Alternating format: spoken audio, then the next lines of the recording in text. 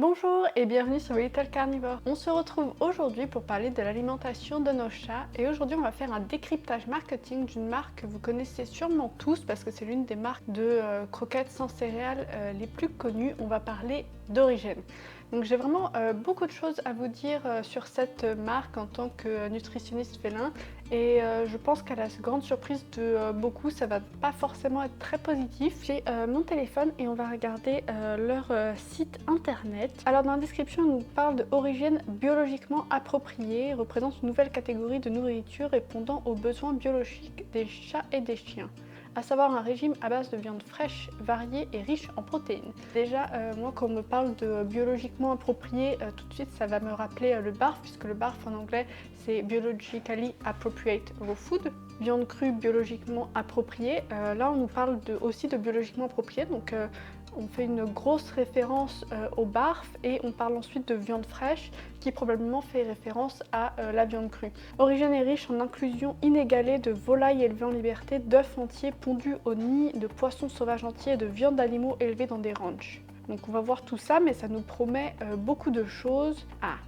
Ça j'aime beaucoup. Tous les ingrédients sont livrés à nos cuisines tous les jours. Donc ça veut dire que l'alimentation est préparée dans des cuisines. Je sais pas vous, mais moi cette image là, ça ressemble pas vraiment à une cuisine.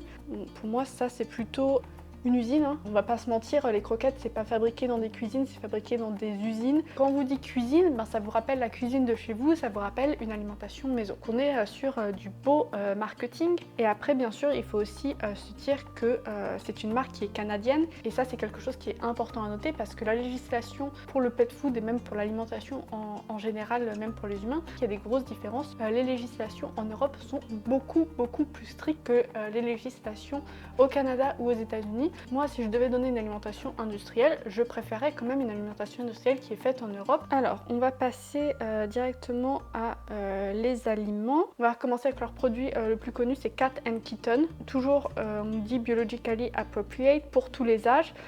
Pour moi déjà c'est un point négatif.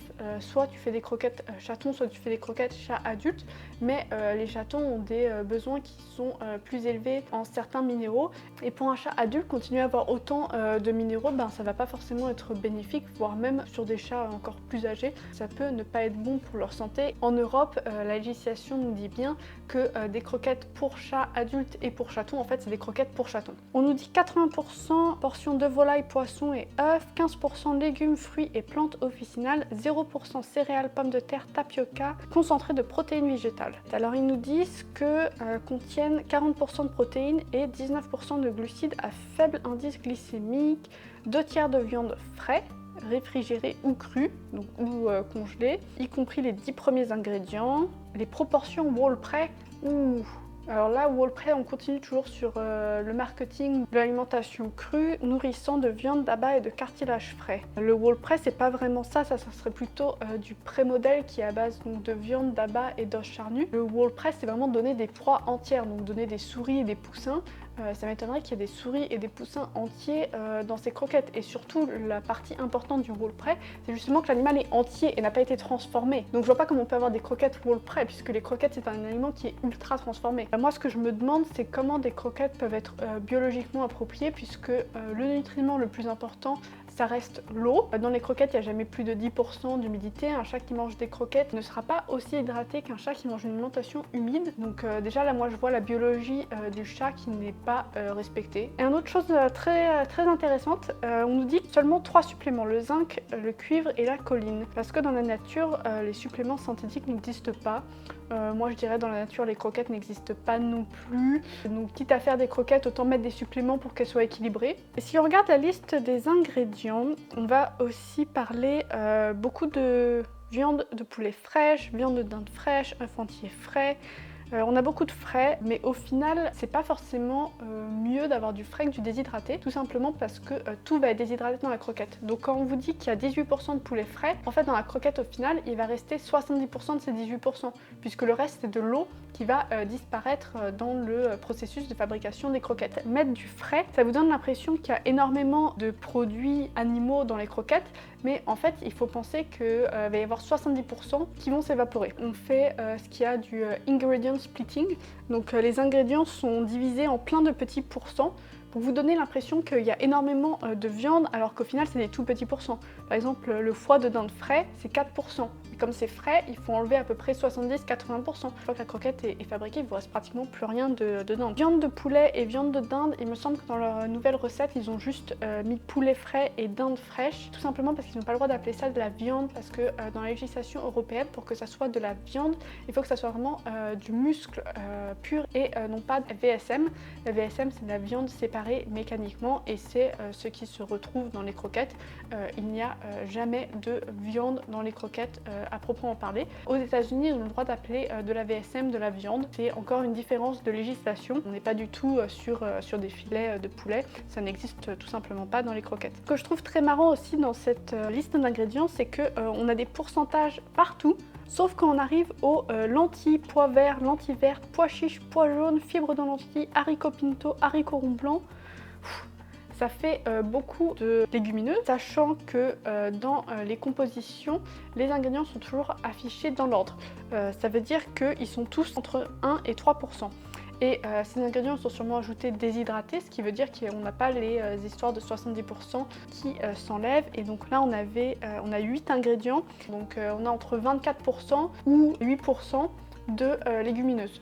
Ça reste beaucoup. Je vois pas forcément en quoi c'est mieux que des céréales parce que au final on a quand même dans leurs différentes formulations entre 18 et 20% de glucides, tout simplement parce que ce n'est pas possible de faire des croquettes sans glucides. Ils ont besoin de l'amidon pour que les croquettes aient leur forme, sachant que au niveau de la digestibilité, les lentilles, les petits pois ont une digestibilité plus faible que par exemple du riz ou du maïs. Ça risque surtout de donner à vos chats des désagréments intestinaux type diarrhée, gaz, ballonnement. Et après on va voir plein de trucs du genre citrouille, courge, panais, canneberge, chicorée, curcuma. Donc tout ça ils sont à moins de 1%. Je pense que c'est surtout pour faire joli dans la composition et je ne pense pas que c'est quelconque impact sur la santé ou sur les nutriments qu'il y a dans ces croquettes. C'est une composition qui a l'air d'être jolie, mais moi les lentilles, pois verts, déjà ça met une puce à l'oreille parce qu'ils nous ont dit 0% céréales. Quand on vous dit 0% céréales, c'est pour vous donner l'impression qu'il ne va pas y avoir de glucides. Mais les pois et les lentilles, c'est des sources de glucides. Et ce qui est marrant aussi, c'est qu'il nous dit 0% concentré de protéines végétales. Sauf que les pois et les lentilles, c'est des légumineuses qui sont donc assez riches en protéines. Ce qui veut dire que dans les 40% de protéines, une partie de ces protéines viennent des légumineuses. Et le 0% concentré de protéines végétales, en fait, si on enlève le mot concentré, ça sera un mensonge. Il y a vraiment juste le petit détail d'avoir mis le mot concentré de protéines végétales. C'est astucieux. Le marketing toujours prêt pour tromper le consommateur. Et donc si on regarde la composition, ils vont pas mettre le pourcentage de glucides. J'ai fait le calcul, on arrive à peu près 20% des calories qui viennent du glucide, 43% qui vient de la matière grasse et 38% des protéines. Donc on est sur des croquettes qui sont assez grasses. Pareil, je vois toujours pas comment c'est biologiquement approprié ou nature, etc. Puisque dans la nature, le chat a 2% de ses calories qui viennent du glucide. On est sur du 10 fois plus. Et si on regarde aussi les taux de phosphore, on est sur cette composition à du 1,1%. Donc on est vraiment en limite assez haute pour des croquettes, qui fait des taux de phosphore pour 1000 calories qui sont quand même assez hauts. C'est pas, pour des chatons ça va très bien, pour des chats âgés c'est pas des croquettes que je donnerais quoi. Si on regarde les régionales red, qui m'inquiète beaucoup c'est le taux de phosphore à 1,6%. Là je m'inquiéterais pour la santé des reins du chat et les ratios de protéines phosphore. Donc le ratio de protéines phosphore, c'est une indication sur la qualité des protéines.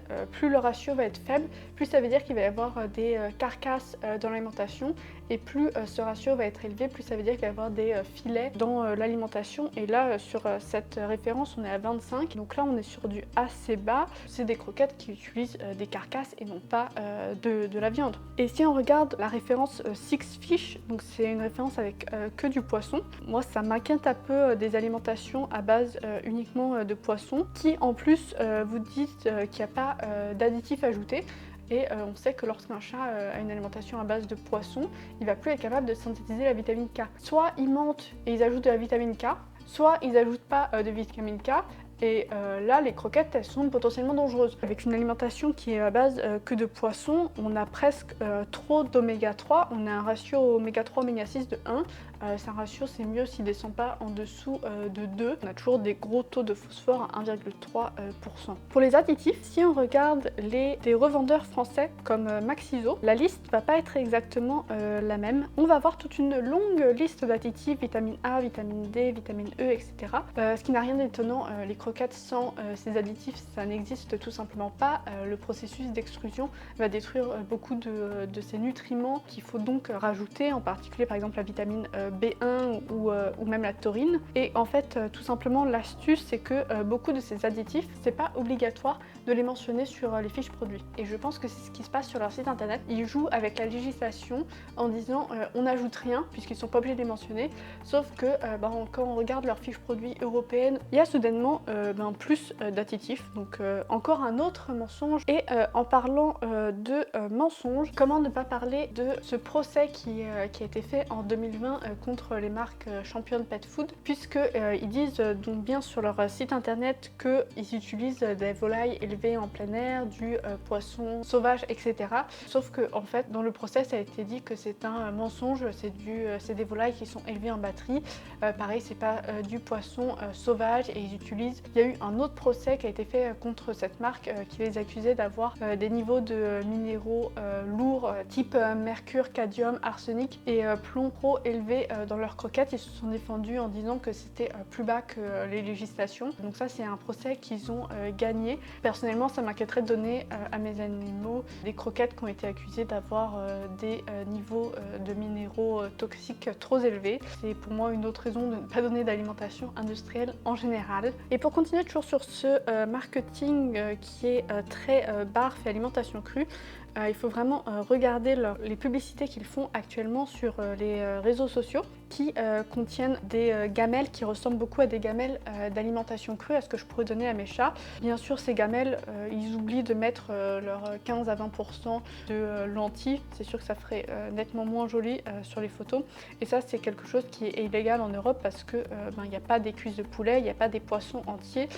C'est toujours des carcasses ou des restes de l'alimentation humaine. Ça coûterait beaucoup trop cher de faire des croquettes à partir de produits nobles, et ils vont vous faire croire que c'est la même chose dans des croquettes alors que pas du tout. Avec tout ça, j'ai du mal à voir comment on peut dire que c'est les meilleures croquettes sur le marché. Voilà pour ce décryptage de la marque Origène. J'espère que vous en aurez appris un peu plus et que ça vous fera repenser à ce que vous donnez à manger à vos chats. Je ne peux que vous encourager à donner une alimentation 100% humide, et si vous en avez les moyens, à donner une alimentation maison pour vos chats, voire à ajouter un peu de viande crue. Je vous ai fait une vidéo à ce sujet sur comment améliorer les gamelles de vos chats. Si vous voulez que je fasse des décryptages marketing sur d'autres marques, n'hésitez pas à me dire en commentaire sur quelle marque. Si vous avez aimé cette vidéo et que vous voulez voir plus de décryptage marketing, mettez un pouce bleu et abonnez-vous. Et on se retrouve très rapidement sur The Little Carnivore pour une prochaine vidéo. À bientôt!